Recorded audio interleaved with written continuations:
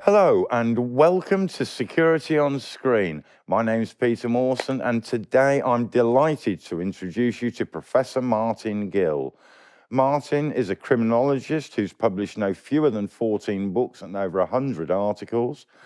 Martin pioneered the Outstanding Security Performance Awards, the Tackling Economic Crime Awards, and has recently introduced the Cyber Outstanding Security Performance Awards. He's a fellow of the Security Institute, a member of the Company of Security Professionals, and a trustee and secretary of the ASIS Foundation.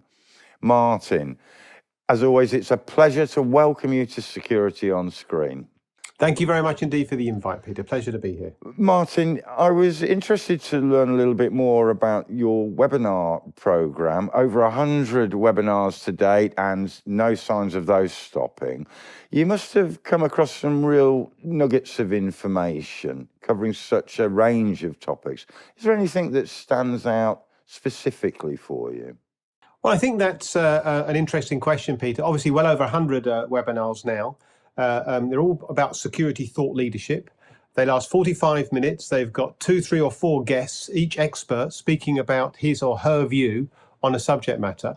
And we've covered so many topics. I think some of the key issues are that one could be forgiven for believing that many of the gains that appear to have been made by the security sector, by being adaptable, by being flexible, by responding quickly, by responding effectively, may well be undone by an economic crisis where the needs of security often take a backseat to other needs of the business. So it's far from obvious that the gains made are going to be everlasting. Of course, one hopes that the need to sort of social distance and take temperatures will disappear as well. So I think the positive is a chance to show how good it is and why it's important.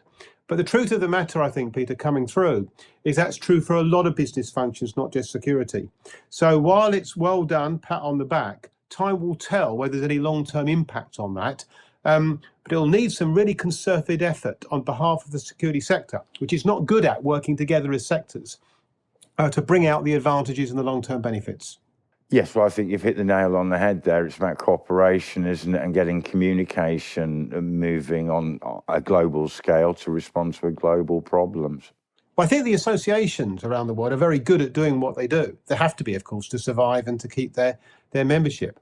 What is less evident around the world is of different associations and different interest groups working together for the collective good. I mean, there are pockets of good activity, but as a sector, it's a hard beast to deal with. It's very diverse. It's very difficult for it to speak with a single voice, so therefore get traction at higher levels.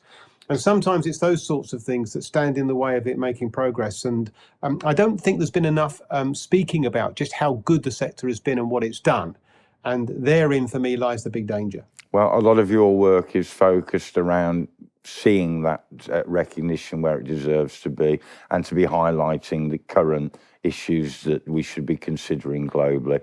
And once again, we thank you for taking time to come and explain some of the insights that you've touched on today and for us to understand just how that Thought Leadership Programme webinar series has been going for you. Thank you, Martin. Thank you very much indeed.